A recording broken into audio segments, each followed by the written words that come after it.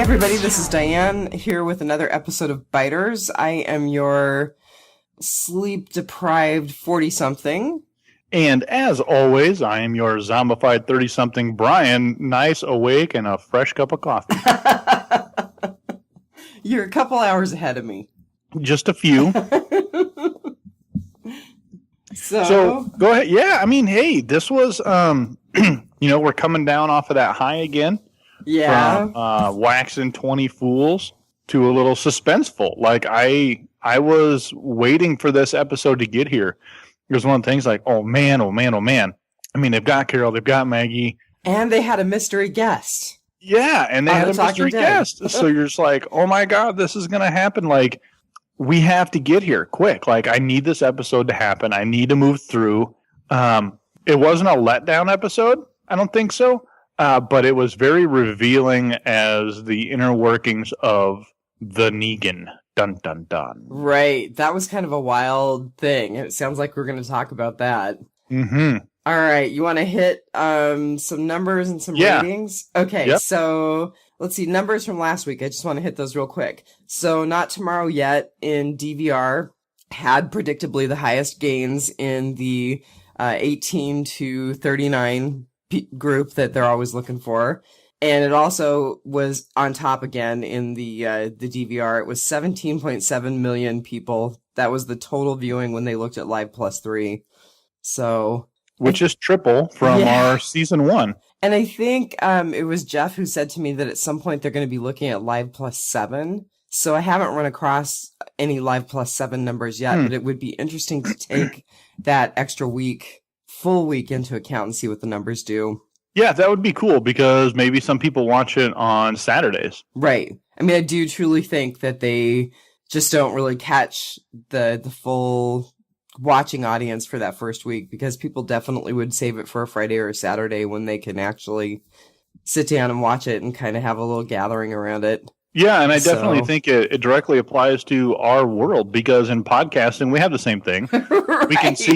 We can see how many downloads happen on the first day, the second day, the third day, but that's why we look at things from a month perspective because maybe you weren't there and didn't get time to download it, but because of the feed, if you were on vacation for a week, you can come back and then download 3 episodes at once and then listen to them all straight. So that wouldn't show up on like a Live Plus 3 thing, but if you had them recorded and just waiting. By the way, I know we'll get to this at the end, but I just want to say the listener feedback and participation on Facebook this week has been just great. Yeah, super cool, guys. Thanks, guys and gals. It's been sweet and fun. We love it. Yeah, tons of fun. So this episode was called The Same Boat. And what did you think the title meant? I think we'll probably be pretty similar. Yeah, it was pretty similar. I mean, there. I don't think there were any hidden meanings to this. It was when Malls was coughing up the blood, and she said, those things will kill you, and I wrote it down exactly. Uh-huh. If you got it. Oh, here we go. We're already both dead. I'm a dead woman walking, which puts us in exactly the same boat. So I think that is exactly where the title came from. And thanks to the person on Facebook, we'll look at it later, who told us where Not Tomorrow Yet came from. Because I was struggling, I had nothing, and you had some stuff. It actually was what Carol said to Tobin. Oh, really? Yeah. So she kind of flirtatiously looks at him and says, well, it's not tomorrow yet. Uh-huh. So, I think The Same Boat also were there were a couple of other things. So Carol and Maggie are in the same boat as Paula and Shell. And I think you see that, here we go with our word, because they really juxtapose those 4 characters with one another. Mm-hmm. So at 6 a.m., we're not drinking, but I thought about it. My go-to is a Cosmopolitan, so everybody lift a glass. Yay! And the other thing that I thought, and this was more from the internet and all the stuff that's been going back and forth, is that the survivors are in the same boat as the saviors. Because they truly are killers now, and people are, the interwebs are having an issue with that. So I kind of felt like, they're not exactly the same, but they're in the same boat. Yeah, it was, I'll talk about my stuff later, because it's direct reference on what you're talking about. Okay, very good. Yeah. How'd you rate it? I rated this one 3.5 emptied gas cans out of 5 because of the fire, the kill room, yeah, whatever it was called. I rated it 4.152 out of 5 bite-sized snacks for the dead. Nice. That was a good one. Yes. Because I did my rewatch this morning, and I was like, oh my God, that was such an awesome thing to say. It was a good line. It was how impactful, though, to think about that. Yeah. Because Maggie's going to have some lasting thoughts on the drive back to the compound, and wow, we are just making bite-sized snacks for the dead. It's that kind of a thought. Yeah, I think both of our ladies left changed. Yeah, completely different ways too. Yeah. So our author was Angela Kang, and we've seen her name before. She's got multiple producer and crew credits on The Walking Dead. I didn't see any writer credits, but I know she's written, so I may have just not really wended my way through IMDb very skillfully. And then we have a director named Billy Geihart. Do you remember hearing of him? Mm-mm. So it turns out he's got a bunch of Walking Dead credits. I mean, stuff like all the way going back to Cherokee Rose, which I think is really significant because of the moment between Daryl and Carol at the end. But he's also got stuff like Agents of S.H.I.E.L.D., Jessica Jones, Once Upon a Time, Hell on Wheels, which is one of my favorite other series. Really? I fell off. I wanted to love that. I wanted to love Hell on Wheels so bad. Dude, it's the horse porn. But I just couldn't. I was just like, oh my God, they couldn't stick with a character or story and drive it. It was just getting really scattered and really didn't have much oomph to it. It was like a great time. And for me, so sidetrack, in Iowa, that's where a lot of this stuff happened. Oh, yeah, right. In my hometown of Owine, Iowa, it's about 6,000 people now. It was the hub of railroads. Minnesota traveled right into Owine, Chicago, Kansas City, and Omaha. So you had these 4 pipelines cutting through Owine. So it was a big town, and the railroad plays such an important part of the history. And this stuff was just connecting right there with it. And this was going to be awesome. And they just could not get it done for me. I was very sad. I do have to say they came off the rails in the 3rd season for me. I mean, season 1, season 2, I was right there. And then by the 3rd season, I'm pretty much just watching it for the horses and the tack. Mm-hmm. Yeah, I need more than just horses. Yeah. The other thing I wanted to say about Billy Geihart, or Geihart, I think it's Geihart, but I'm not sure, is that he was a camera operator on The Mist, that Stephen King movie, and it keeps coming back to us because of its connections with The Walking Dead. Laurie Holden and Jeff DeMunn were in it, and I want to say, I didn't look this up, but I want to say that Frank Darabont directed it. So we keep going back to some of those season 1, season 2 ties. Sure. And I think that's probably how this fellow got hooked in with our series. Awesome. Yeah. So let's do this. Are we're we ready? diving in. All right. You start with your epic. Well, first I have to say that I really hope that the Maggie and Carol centric episode is not foreshadowing anything, but I totally think it is. Oh, totally. So my epic was really Carol, and I broke it down into a couple of different things.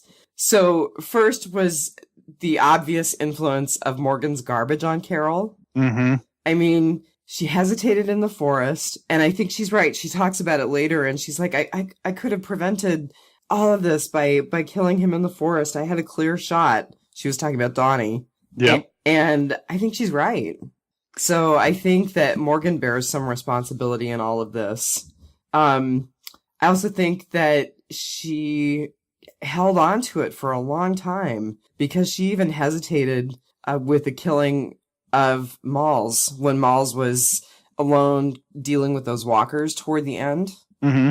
And so let's just recap 1 second here. So everyone's on the same page. Paula, right, is the leader lady. Who was very cool on The Talking Dead, I gotta tell you. Malls is the older lady who was smoking. Donnie is the guy, and Shell is the biker gal, stronger, younger female. Yeah. Okay. There we go. Go ahead. So anyway, so she hesitated killing Donnie and Malls, even Malls toward the end. And then she actually let Maggie be the person who undid the tourniquet and let Donnie bleed out. Mm-hmm. So her hesitance to kill was really annoyed me, but it actually was played into the whole part of Carol as the epic part of this episode. Her killing didn't really kick in until Maggie was cut when she was fighting with Shell. And then that moment where she just reaches out and point blank fires her pistol into Shell's head. Wow. That was big. Yes. And then, of course, she impaled Paula and left her as walker bait. And then that completely, for me, caught me off guard, lighting all those saviors on fire. Yeah, that was... I thought they were just going to lock them in there. I thought there was going to be walkers. And then, so I was like, why in the hell is she smoking a cigarette? But in the same token, then I thought, she's going out this way. Like, she was lighting a cigarette, and it was kind of that last cigarette. Yeah. And she was going to go down the hallway and just shoot. And if she got shot, she got shot. Like, that's what I was like, here we go. She's going to do it. And then they just, like, close the door and, like, see ya. That was pretty impressive. I mean, it really did take me off guard, or catch me off guard. And apparently she used Maul's cigarette lighter. Yeah, with the little skull on it. Yeah, yeah. Which I think that the burning of the guys alive is going to... That's it for Carol. I just think... everything adding up, but I do feel like that was the final straw. Well, that plus then Rick killing off whatever the guy's name was. Oh yeah, Pino, yeah. Whatever. Just I'm Negan, you stupid, whatever, and then he just, I'm sorry, it had to be the kaboom, and then Carol just like stood there and stared at the pistol and was just like, oh my, you can't escape it. And I'm sure we're going to talk about the meaning of that, so I'm going to not touch that right now. One more thing I want to say about Carol, and then I'll let you get to your epic, is I thought the other part of her epic was her fake-out / real breakdown. There were times that I had a hard time telling the difference between the two. You know, initially I thought she really was hyperventilating, and then I was like, nah, she's faking it. She's building up to something. And then later on, when she was praying the rosary, I was like, that was all BS, man. She's building up to something. And then I kind of feel like the hyperventilating did turn out to be a gimmick, and I felt like praying the rosary actually was, it certainly played a role in her escape, but it was the real deal. Yeah, I was very torn at how to read that situation, because she was doing very well. And I think that's the way they wanted it. I mean, I think they wanted us guessing. Yeah, because I don't think we were going to feel the same way about her at the end of the episode as what we did prior. So my epic was different. Okay, go for it. My epic was Maggie staying focused on the mission. Yeah, she was great. Yeah, they had opportunities to run. They had opportunities to go away. But Maggie staying focused and bashing Maul's head in with the butt of the pistol, and you know, I want to stop you on that one for just a second if I can. Mm-hmm. Do you think that's foreshadowing?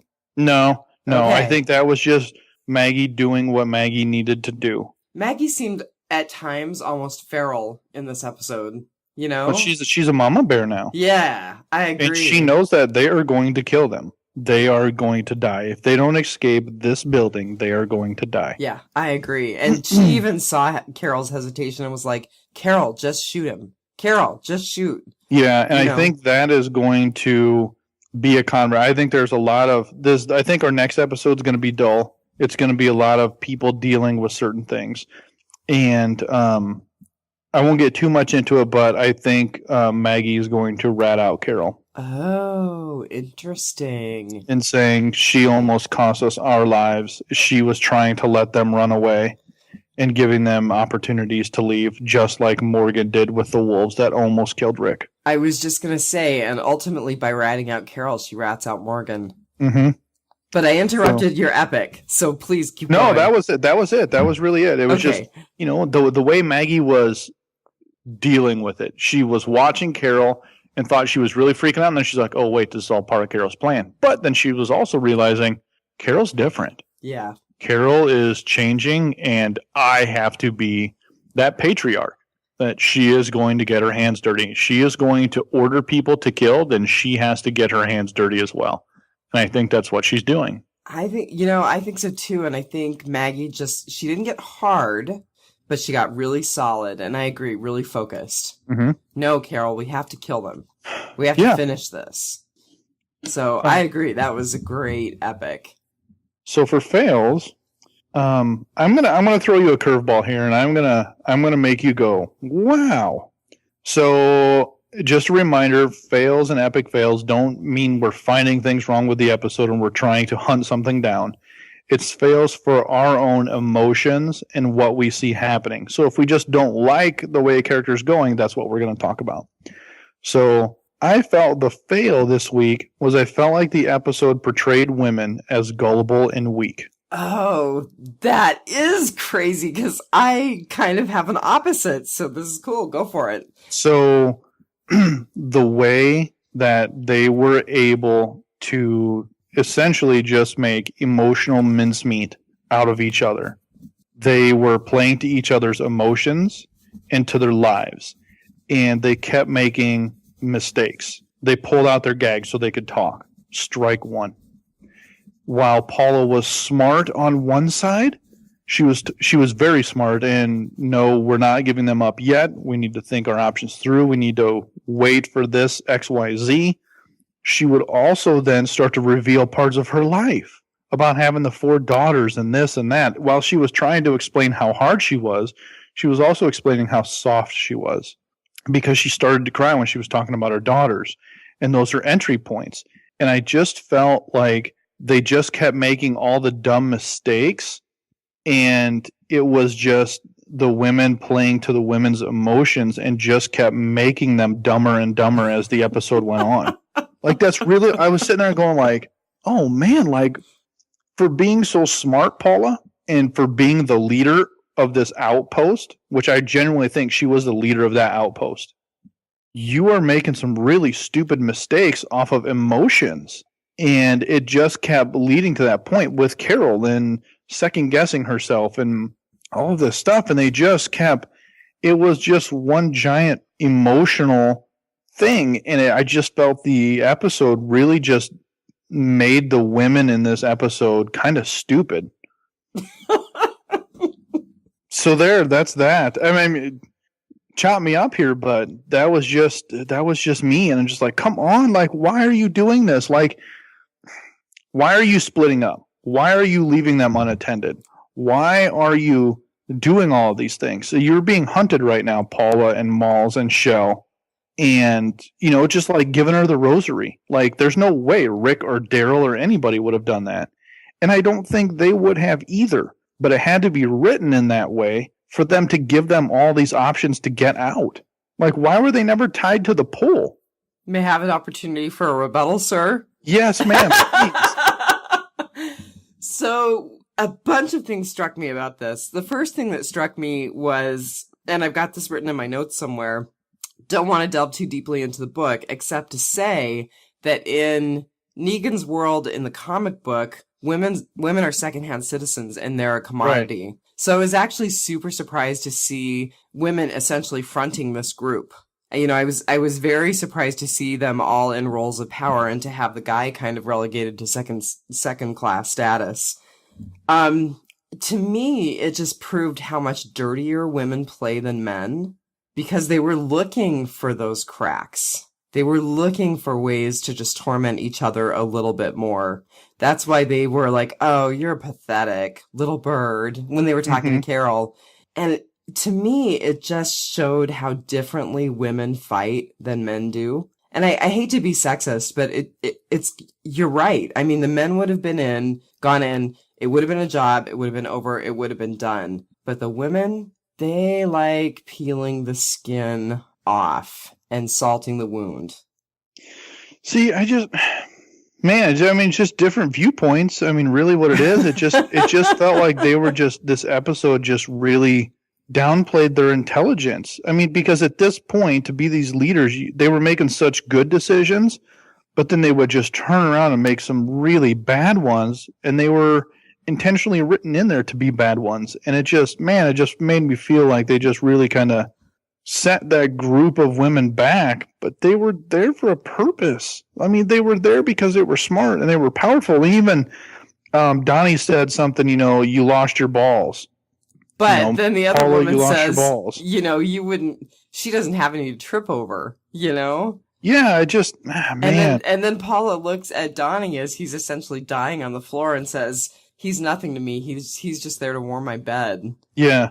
So, the way that women fight, and I don't know if you've seen, don't know if you fight with your wife, but the way that women fight is that we don't go for the easy kill. We go for the painful, bloody, nasty kill. So by getting under Paula's skin and getting her to talk about her 4 kids, getting her to talk about that email that was going around, them name-calling Carol, them finding out that Maggie is pregnant, and then kind of that Shell telling her the story of her pregnancy. Mm-hmm. All of those things are ways to hurt the other person just a little bit more. Yeah, I think it just, anyways, on to your fail. So my fail was just kind of a mechanics thing. I just thought the pacing wasn't great. That's the reason that I rated this lower, because there was some really good stuff in this episode, but it just didn't feel like last week, the way it just hummed along. And I think it actually probably suffers in comparison to last week. I think if we'd had it before, or if we had it at a different point in the season, if there was some way for that to have happened, I might have rated it higher, but I was just fresh off of, a fast-paced episode where a lot was happening and everything clicked together really nicely. And I just felt like there was so much exposition, so much of the, well, I got this email when my mom was sending me all of these inspirational emails, and my boss, all I did was carry coffee for him. It developed the characters, and it actually obviously made us think a lot about the characters, since we had a little bit of a spar over your fail. But I also just feel like it didn't keep me at the edge of my seat. It didn't hook me in quite as much as last week did. No, and you have to have these low points, but in this low point, there was still a lot of stuff, and that's what I really kind of enjoyed. Like you said, the pace, it was there. They were really holed up in this place. But even beyond that, it shows the network of outposts and storage facilities, and just this ever-reaching, how far does this net of the Negan go? Right. And so you were absolutely right, because you asked, do you think this is the compound or the forward operating base? And we both agreed it was the forward operating base, and I think it actually absolutely bears out with the way this episode went down, too. So what's your epic fail? Well, this may not be epic, but to me it was. I thought Carol's reveal of Maggie's pregnancy was crazy. Really? I assumed that was coming like right off the bat. Did you really? Yeah, just to try and save her. Now, I think it might have been an attempt to try and save her, but by that point, it was so clear by how cold and calculating, and at that point just totally focused on, yeah, you're gonna die. You're gonna die today. I want to kill you both, but it's just not in the cards right now. I think that Paula really proved that she doesn't care that Maggie's pregnant or not. No, she did not. That was cool. So I think that Carol's reveal, there was actually nothing to gain and just more to lose. So I actually thought it was a big mistake. Yeah, no, that's an interesting take. I just assumed that was coming right off the bat from Carol. That's so funny. I think we watched this with our boy and girl glasses on. Yeah, apparently. Just the whole, you're not supposed to be here, and why is she here? Why is she on this mission from 2 weeks ago? And right. Then, that whole spiel, like, I assumed that was the first thing out of Carol's mouth as soon as that gag was coming out. And it pretty much was, don't hurt me, just don't hurt Maggie or the baby. And then they're like, what? And see, that took me by surprise, because I was thinking, that's just revealing a weakness in this group that they don't need to know about. Well, they're all dead now, so. So what's your epic fail? My epic fail was Carol. That's funny. Yeah, we are polar opposites. Yeah, we were definitely watching it with boy and girl glasses this week. Yeah, everything that I loved about Carol is gone. Like, she lost so much from me this episode. Now I can see that. I can see that. She has just turned into a little bird. You know, she still killed when it was on there, but at what cost? She could have got, and almost did, get Maggie killed in this. Yes. She killed when it was at the absolute breaking point. So it wasn't her first reaction, it was her last reaction. And they both revealed that this impacted them. You know, Maggie said, I can't do this anymore. And Carol told Daryl, no, I'm not okay. So it absolutely had ramifications. Yeah, but it was how they both went about it. Maggie stayed in the moment, accomplished the mission, then reflected on it. Whereas Carol was reflecting on it before she even pulled the trigger. And it almost got her killed twice. And if it would have got her killed, it would have got Maggie killed. Because Carol's the only one who had the gun. I agree. I picked her as my epic just because there was so much happening with her character, but I can also see how all that stuff that was happening with her character can be interpreted as a fail as well. Yeah, as it was going, you know, she was doing the whole pretending. I'm like, yep, this is Carol. You know, she did the same thing with Alexandria where, you know, she pretended to be the housewife, but behind the scenes, you know, she was just a ruthless killer. Mm-hmm. And then as it was progressing, I'm like, oh man, she really is changing. Oh man, Carol, no, what are you doing? And it's Morgan. Yeah, I agree. Morgan, I agree. You bastard. Because then it's just going to allow Morgan to do this more aggressively. And you know, I've got to tell you that there was a point at which all of this was going on, and I thought, Morgan, just die. Yes. Well, so side note is we did get it confirmed from Greg Nicotero that he is building a jail. Oh, okay. I didn't see that. Was out there. So... They were asking, you know, what's he building? And Nicotero said, you know, yep, he's building a jail. You couldn't quite see it. You know, if you remembered what it was, yes, but he is in fact building a jail cell. Okay. So now who's he going to throw in jail? Well, not Carol, because she's been sucked over to his way. He might throw Rick in jail. I think that's a reasonable thought. I don't think there's anyone who's quite so much his opposite right now as Rick.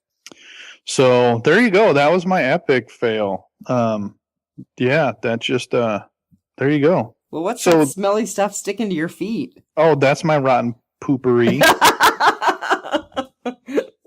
All right, take us in. Sure. So one of my rotten pooperies was the fact that Paula was smart enough not to reveal the second group that was incoming. Right. You know, where they go, God, Rick thinks we're stupid. And she's like, that's a good thing. And just the way she was methodically managing 2 projects, or 3 projects, so to speak. She was handling Carol and Maggie. Right. She was handling Rick's group. And she was also waiting for her inbound group. It was like Patrol 1 or Patrol 2 or something like that. And 4 projects, really, because she was maintaining her group as well. Yeah. So she had all this stuff going on. And then with the radio channel, she's like, boom, Theta Protocol, beat Bravo 769er.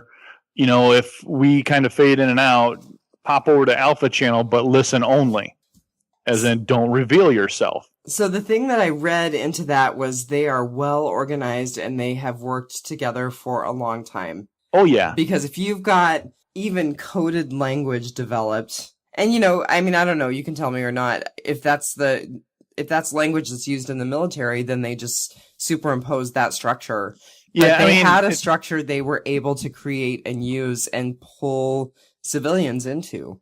Yeah. I mean, the Theta and that stuff isn't, but the phonetic alphabet is obviously, but it was just how they, like you said it. I mean, they have a network. This network is beyond small. It's beyond, it is just this massive, massive unit.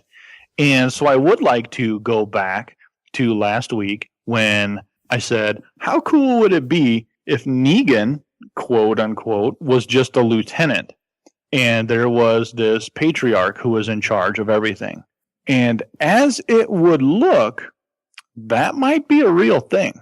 Which again is so, maybe that's the hard left, because that's so opposite from the way that women are looked at in this story in the book. Yeah, I don't think they could pull off the whole Negan and women's are commodities and stuff like that.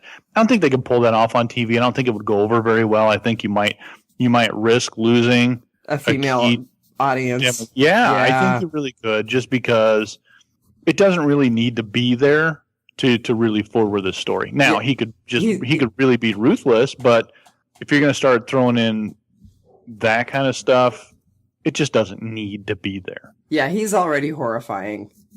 Yeah. So, the way women are in this group, if you look in this one outpost, I mean, Paula was the leader. Malls seemed to be kind of on the bottom end of the spectrum. But Shell, she seemed to be pretty powerful and pretty important. She was kind of a lieutenant. Yeah. And to that fact that, she went to look for her boyfriend and was brave enough to go steal gas to do this. So to defy orders and steal gas, she only got the top part of her pinky chopped off. Yeah. Which she was important enough not to punish further and important enough to only cost her a pinky as a reminder. But who did that? Was it Jeffrey Dean Morgan's character or was it Paula? I don't have a great answer for that at this point. I think I think it's really open. That's something, is we all want to say, it was Negan being punishing, but Paula was clearly in command. Yeah. Clearly in charge. And they understood that. And she was ruthless. She's like, I could kill him right now. I don't care. I killed my boss right off the bat because he was going to kill me. And I stopped caring. That's pretty important stuff. And I think the more off-the-cuff bold prediction I had last week, I'm thinking there's more meat to that now. And I like it. It would be a good twist because I think you're right. I think it's preservation of the female demographic. And, I've got to say, even though she was only with us for one episode, Paula was compelling. And I spent a little bit of time looking up the actress because I thought, I've got to know a little bit more about this woman, Yeah, I thought she was really good. She did such a good job. It was super cool. I loved it. So a little bit of extra rotting potpourri for people. She actually is an actress named Alicia Witt, and she actually had her film debut in Dune in 1984. Wow. She played Aaliyah. I haven't read the Dune series. My husband is obsessive about them, but I don't have the context for that character, but it sounded like it was fairly major. She's got multiple TV credits. She's got repeat TV credits on shows like Justified, which has a big following. So I think we're going to see her star continue to rise. Cool. Yeah, she was super good in this episode. One other thing that I liked about the group and Paula is that they were all experienced in dispatching walkers. Clearly, to be a part of this group, you have to bring value. So it's not like Alexander where it's like, I've never killed a walker before. Right. Even Malls is coughing up blood. She's going to die very soon from natural causes. Well, not really natural, but you get it. Yeah. And she's still out there just, got to clear the hallway. Yeah. Might as well walk out here. And she's killing two at once. Like, nobody was scared. Like, oh no, there's two or three. I'm just going to hold them at one arm's distance, stab them in the head, they drop. Do the same thing over and over. And I was watching Malls where Carol was hiding around the corner. Like, she killed and then pushed onto a live walker, and then the live walker, she held the hand down with a foot and then killed it. It's like, that's experience in knowing what their reach is, what their damage is capable of, and how to go about dispatching walkers comfortably and carefully. Yeah, she's obviously done this before several times. And the other thing that kind of struck me about Malls, and I think that was really where it got me thinking more about the role of women, really honestly. I mean, you can kind of look at Paula as a one-off, but Malls was right there in the thick of it with her pistol tucked into her waistband. And she apparently had equal value as a team member, in spite of the fact that she was an older woman with a terminal illness. And that was what really made me think, they're going to be treating women differently in this world. One part of yucky rotten potpourri was that when I hate this, and it's not just The Walking Dead, it's in all TV because it's like a signal. But when Paula comes in to find Malls and the guy dead, Uh-huh. She rechambers around in her gun. Right. I'm going for it. I'm going to be badass now. Yeah, so you didn't have a chamber in your gun? Because if you pulled the trigger, nothing would have happened because you didn't chamber around. But if you already had a round in there and you just rechambered around, it would kick out that other round that's already in there. So I'm confused at what the hell's going on here. It's just like, click, click, let's go. Like, it's in all movies, all shows. Yeah. And it just irritates the crap out of me. So that was a yucky, rotten poker. Oh, that's funny. Oh, let's see. What else? I thought that the reveal that Shell was the daughter of Frankie from the motorcycle gang, and I'm not quite sure which one he was. Was he the leader? I don't know. But then she was also, her boyfriend who got her pregnant was in the motorcycle gang as well. I thought that was kind of just a neat little tie-in. Yeah, that, her being pregnant, her going to steal the gas to go find them, that was all cool. I didn't really like her character. No. She seemed to be the hard ass that was pretending to be a hard ass because you could see that there was all this emotion, especially with Maggie being pregnant. Right. You know, she did long stares and you could tell that she was in her own thoughts while holding up a front. But the one thing that she said that was really cool is when she was interrogating Maggie and she goes, "You're not the good guys. You should know that." Yes. And it's just like, wait, what? But is that because you just came in and killed everybody? Because that's a funny comparison. I killed you, so I'm no longer the good guy? Or is there something much larger here at work? Well, so I think it goes back into them being in the same boat, right? I mean, my feeling from it is that she still thinks that Carol and Maggie perceive themselves as something better and kind of high and mighty. And she's like, nah, you're just like us. You're out to survive and you're killing whoever's in your way. That or everybody presents themselves as the good guys because it's how you justify doing the things you do. Right. And I think that our group, by and large, still sees themselves as good guys right now. That may change. Mm-hmm.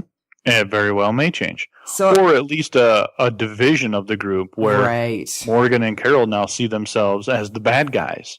Right. We cross the line, we can't come back from. We're now the bad guys. Which is so funny. The two who've sworn off killing, maybe three if we count Maggie, are the ones who call themselves the bad guys. And the ones who keep doing it are like, no, we're the good guys. Yeah, we're killing in the name of here. So another thing that came out of that interrogation that I really liked is that Shell says to Maggie, "You've got nice clothes and time to make babies. You must live somewhere good."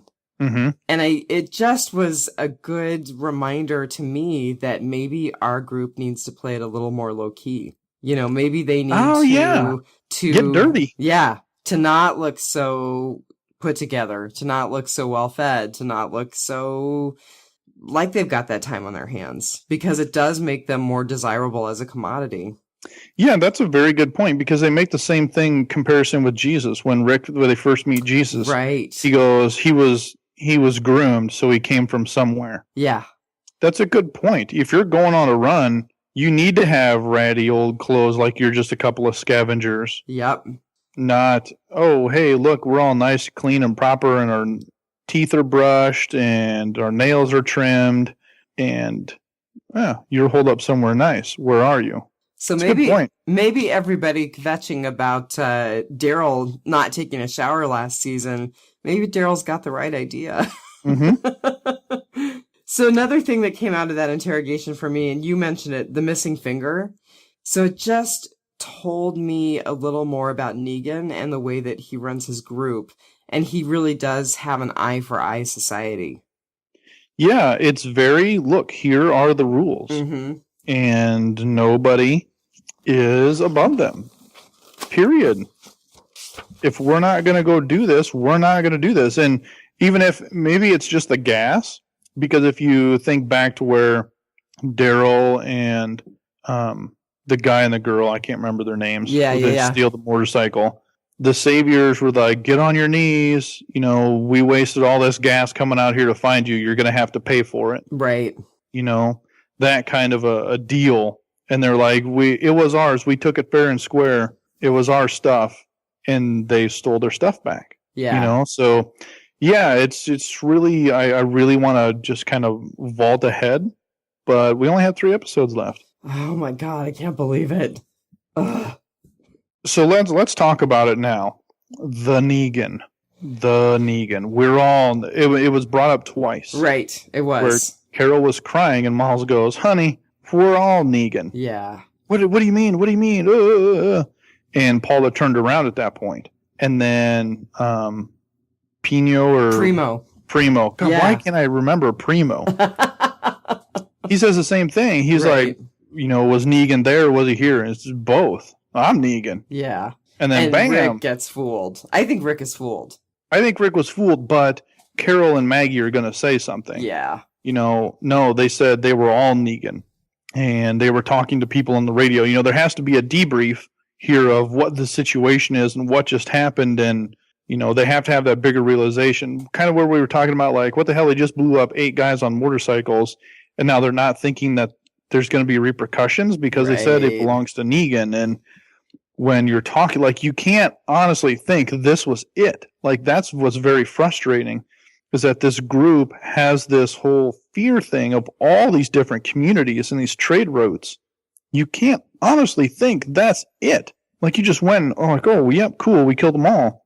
And there has to be more. There has to be that next level. There has to be just this continual progression of what's there. I agree. I mean, I think it's so much bigger. And it brought to mind for me some of the old sci-fi movies, like These Are the Pod People, Yeah, like I think of it as a money pyramid. But just with very food. Good. Yeah.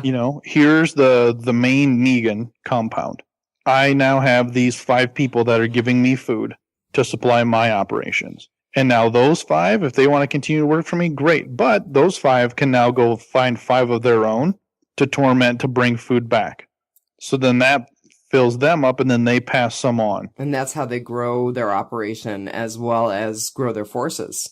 Right. So it just keeps branching out into this giant network, which could be across state lines and just kind of all over the place. So do you think the whole We Are Negan is a way to corral them into one mindset so they're really a unified group? Do you think it's a way to protect the actual Negan? Yes. I think it's a way to protect the actual Negan. Okay. I think it's just a way to protect the actual Negan, because just kind of to that point, if you have, let's say, if the one main Negan compound has 5 and then those 5 have 5, that's 125 compounds. Well, if you think one is Negan and this was who he was, but even then, they have to go back and say to Jesus and say, who was the guy who came with the ball bat? This is what he looked like. I did not see anybody who looked like that. You're right. We have to have these crucial conversations at some point, right? They may not happen in front of us. But you're right. I mean, I think they do need to start debriefing and putting those pieces together so they know what they're facing. I mean, they were methodical about getting directions and the layout of the compound that they went and attacked. You would think they would be that methodical about figuring out the parts and pieces of the group that they're dealing with. I hope so. I hope so too, but I think it may be one of those areas where they make mistakes because they're cocky. And I hope they go back and clean out that bunker with all of the weapons and the food and all that stuff. I really hope they go back there and clean that place out, because that would be another point of, okay, well, this guy said he was Negan, and Jesus is like, no, that wasn't. Negan's not bald and Latino. That's not Negan. No. Yeah. So he said his name was Primo. Yeah, that's not. No, I've met Primo. That's not the guy who showed up with a ball bat. So there has to be that. Okay, well, then we need to go back and to the compound and make sure we kill them and clean the place out. Right. I mean, there has to be something to this realization, because I don't want it to be another surprise where all of a sudden they're out on a run and Negan gets them and comes to the gates of Alexandria and beats Glenn or Carol's head in with the ball bat and says, no, I'm Negan. And I heard you took down one of my cells. So now I'm here for compensation. Although it would be the appropriate parallel to have Negan show up to attack them in their homes. Mm-hmm. Just right at the gate. Yeah. They're all looking through the gate, and Negan's out there and is like, hey, we need to understand this right off the bat, kind of a deal. But And he does it and says, look, here's what's going to happen because this is exactly what I did with Hilltop. Or when they get back to Hilltop, is it going to be destroyed? You know, I mean, there's so many other things that have to happen in 3 episodes. I think Hilltop still plays a big role. I don't think Hilltop is going to get destroyed, but I also, already see branching off from the storyline that I know, and this is about where my knowledge of the storyline ends. So, I don't know. Do you think maybe Gregory will sell out Alexandria to save his own skin? I think Gregory would sell out his own mother to save his own skin. I am not going to discount that. That's kind of a possibility on how Negan will find them. Yeah, I'm not going to discount that at all. I think that's a very real possibility. Hey, I want to do a callback. There was a really funny callback to Glenn talking to Rick on the radio. At one point, Paula says to Rick, "Hey, asshole, are you there?" Yeah. Also, I'd like to give Fear the Walking Dead 462 the honorary zombie kill of the week. Did you see it? No, I fast forwarded through it because I was doing stuff during the commercial, so I did not get to see that clip that was in there. The kid who has been a very big part of this, right? Tossed a straight knitting needle to the Asian woman who was being threatened by a zombie, and she put it right through the zombie's eye. Oh, nice. And I was like, I turned and looked at my husband and I said, that is why we should never be allowed to knit in the cabin or in the cockpit of the plane, or the cabin. Yeah, the cabin of the plane. Well, I don't think you're supposed to. Actually, for a while, total divergent here, but for a while, you're right. So things like the snips that are used to cut thread and knitting needles were banned, but they're not banned any longer. Oh, really? Yeah, because I'm an obsessive knitter among everything else I do. But it was good. The knitting needle to the week, I often visualize doing that to people, so thank you, Fear the Walking Dead 462. What else you got for Rotten Potpourri? Oh, let's see. Let me see if I've got anything else written down. I do have one about Rick while you're looking. Sure, go for it. Rick was continually pushing that trade like it was going to happen, no matter what. And they're like, well, yeah, he's getting cocky, but then it dawned on Paula. His radio was no longer staticky. That was a good catch, and I didn't catch that. I mean, without having that, again, exposed to me as part of the story by one of the other characters, I would have missed that. So. It was cool. I liked it. It was, as it was going, because that's one thing I was listening for. I'm like, oh, he's close. That's why he kept doing it, because Daryl was tracking them. Daryl was, nope, this way, here, turn here. Daryl was tracking them, and that's why he just kept pushing it like it was going to happen. Like, no, you've got a choice. You can still walk away from this. P.S. I'm also running it right up your tailpipe. Right, so. Right on your doorstep, man. And so I thought that was pretty cool, and how there's got to be more coming, because you would think that patrol group would have radioed back to the main compound and said, hey, they got into trouble. They were overridden. We're going to pick them up. Right. Because there's multiple channels. There's all this stuff. Everyone's got radios. That's how they stay in contact. So that means they all have power because they have to recharge these batteries. Doesn't take much to do something like wind power or water power, They just have to have someone who knows how to make it happen. Well, yeah, then solar. I mean, if they're at these facilities. Yes. So, I mean, I don't know how it works. Like here in Iowa, everything is on solar power for the government. So, like, if they're the traffic lights that are out in the middle of nowhere, if they're the street lights that are at like a major intersection, they all have solar panels that are powering these things. We don't have that up here. Jeez. We have gasoline generators. I have a guy who I know who can sell you some solar panels. Yeah. I don't think he's done business in Alaska yet. Oh, that's funny. Yeah, people are going off grid do that, but by and large, we still don't have much solar power up here. So I guess just my last stuff, I've got a couple of notes from Talking Dead, but there was a commercial, and I think it was the commercial for the Talking Dead, and they talk about, ooh, see Maggie and Carol's escape, and it was before they had escaped, so I was ticked off that there was a spoiler in the commercial. I mean, it looked like they were going to escape, but you just never know. Yeah. And I have to say, I wrote truly Blinken epic when Carol lit those guys on fire. That was pretty cool. I did not expect that in any way, shape, or form. Yeah. And then just the observation, and we've already talked about this, that Maggie and Carol are both victims as a result of this run. Yes, absolutely. Yeah. So I think it's going to have some lasting impacts of them burning those guys alive, watching Rick just execute another person. Yeah. Kaboom. And Carol, you didn't have to kill that person. And he's going to be like, really? Are we seriously doing this right now? And, it's just going to be that whole battle of we don't want to be this monster that we've become kind of a deal. So let me say this here. Let me run down some names here on the Facebook group. Laura Willis Swink, as always. Erica Eccles. Dianne Brand new. Lassora. That's a new name. Erica Eccles. Yeah, Erica Eccles. She's new. Her Negan kill list is Daryl, Glenn, Maggie, Carol, and/or Abraham. She no famous autograph, but she did purchase a Bessie Smith vinyl once, owned by Barbara Streisand. That's pretty cool. Who else we have here? So I talked with Gijo Puthia. He actually said, I said, tell us if we're pronouncing your name right. And he was like, no, it's Gijo. Gijo, all right. And he said about last night, it was good, but our group is like the luckiest people still alive. They kill 50 people and none of them even have a scratch. I guess we can file that with the suspension of disbelief. Yeah, or we can get ready for the Kill Fest coming up here. Right.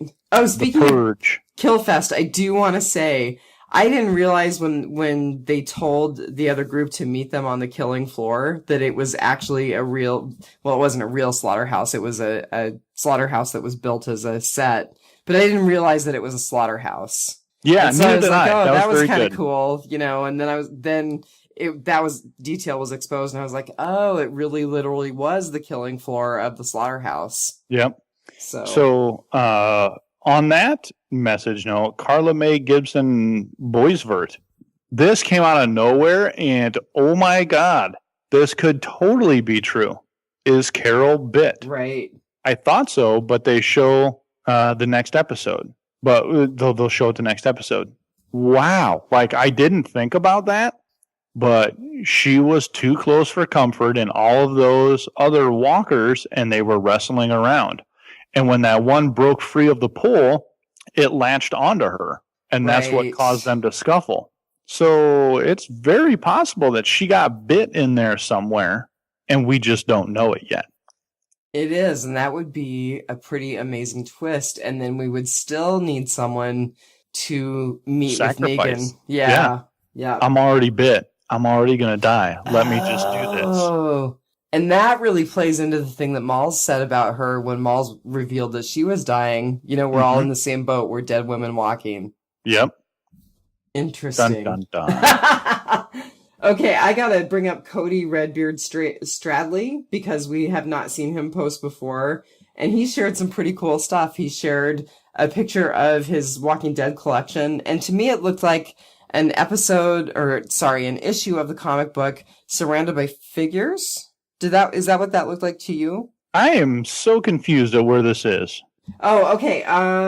If you go to the left-hand side of our Facebook page and click on Cody's messages, he's got a message up that says, just wanted to share my collection with you. Oh, there we go. Yeah. Hot damn. And to me, like I said, it looked like an issue of the comic book mounted on the wall and surrounded by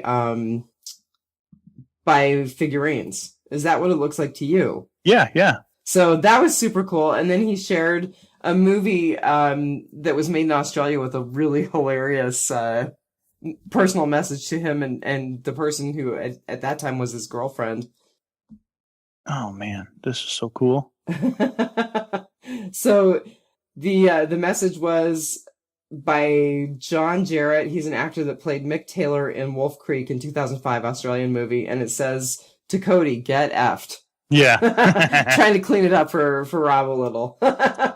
Yep. And also we had Art Mura. He posted on there too. I said I'd name everybody who posted this week. So keep it coming, folks. That's the whole point of this. That's the whole fun part of this. That's why we do it, as always. So keep us entertained and let's have fun. And so what do you guys think about? Is there really a Negan per se? Because I think it was in one of the older messages we talked about last week from Facebook, is that Jeffrey Dean Morgan was cast as Negan. Technically, that's true for everybody who was cast, as we are all Negan. So that could be that hard left turn. I still think there's a Negan, and I think that they are just taking their identity from him, but I'm looking forward to seeing what the Facebook page has to say.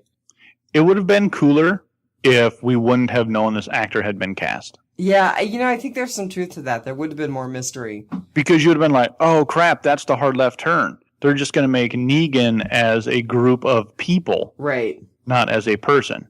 I'm still on board with Negan's still Negan, but he answers to a woman. I think that will be super interesting if that is the hard left turn. I'm going to reserve judgment. I'm not quite sure I agree with that, but I think I'm just going to say if that's it, that's wicked cool because it's such a twist. Because Negan could just be a general and Paula could have been a captain. Yeah. And, Shell was a lieutenant, and they just kind of kept branching down. Whereas Negan could just be the general that's in this area, so to speak. I think it's a good twist. It's going to be interesting to see how it all maps out. Do you want to say that we got some clarification about who Jane was? Remember, we were like, who the hell is Jane? Yeah, Jane from Breaking Bad, yes. So she was Jesse's girlfriend. And it actually is the same girl who plays Jessica Jones, I think. Well, I don't know. Someone else will tell us that one. I'm pretty sure someone did tell us that one already, but that was what I took away from it, and I was like, holy cow. In fact, I think it was the conversation that Gijo and I were having with each other. Yeah, she's the woman who plays Jessica Jones. Awesome. So that's super cool. So I said it at the beginning, I'm going to say it again. We just had great interaction. I'm so thrilled. And I'm really, really glad that people are taking that seriously because it really does make it just that much more fulfilling and interesting to do this. I agree. Thank you, everybody. It's been fun. What else? I think we're good. I think we're good. It was a small episode. It didn't have a lot of moving parts like we discussed. Right. It was very, here's the storyline, here's what's going on. But it's that emotional breaking point of some of the characters and kind of what's going on. And now there's going to be the My Little Ponies group inside of Alexandria, and then there's going to be the G.I. Joe group. Maybe this is what we call the catalyst episode. So it wasn't necessarily a big episode in terms of action, although there were some interesting moments in terms of action, but it was more a catalyst for our characters. Yeah, I think it's going to, people going to die. Yeah, it's going to have long-term ramifications. Absolutely. And I don't want Morgan to win. It's going to make me very angry. I don't think Morgan is going to win because that is not a tenable way of dealing with the zombie apocalypse. It's just not tenable. If he wins, the group is dead. I hope he tries to throw Rick in jail and then there's just this giant upheaval. But if Morgan's trying to do it on his own and then Carol comes to the justification and says, yeah, I've seen it. Oh, so sorry. Backtrack one thing. Okay. What I thought was going to happen, comic book Carol. Right. With all those walkers there, very kind of jail-esque in the jail, where she just... So in the comics, very early on, Carol dies. Yeah, way early. She is heartbroken because Michonne was banging... God, what's his name? It was Tyrese, wasn't it? Tyrese, yeah, it was Tyrese. And Carol and Tyrese were an item way back in the beginning. And she was heartbroken that Tyrese went with Michonne now. And she kind of delusionally falls in love with a walker that they had tied up that they were observing to see the lasting effects. And she just kind of lunges into it and lets herself get devoured in a emotional love fest kind of way. Weird. I thought that was, as this was setting up, I'm like, oh man, she can't deal with how she's dealt with everything. And she's just going to walk into this walker. Well, and here's the twist. I gotta stop you for just a second there. So Alicia Witt, when she was on Talking Dead, the gal who played Paula, she actually said that her death looked like she was kissing the walker. Oh, yeah. Because so he that's kind of interesting. Yeah. And the other part that made me think about that is when Carol, after she just got kicked a couple times by Donnie, she's laying there and she's looking at the walker in the glass at the door, who's kind of going row, row. Right. And then she just like stares at it and just keeps staring at it. She's like, oh man. And then when she was there, I'm like, oh my God, she's just going to like it was set up for her to like not to be able to deal with it anymore after just killing, because she's like, what are you afraid of? When Paul's like, what are you afraid of, little bird? She's like, I was afraid I would have to do this. Right. And then she kills her, and then she just kind of walks into the walker and just lets herself be done. That was pretty effective. Oh, man. All right. So anyways. So, I think we're wrapping it up. Yeah. Are we? All right. Let's go. Ready to go. Ready to go. Let's take it one dead day at a time. I think last week was better. Yeah. We've had better days. Better days. All right, you guys. So we will see you next week. Bye.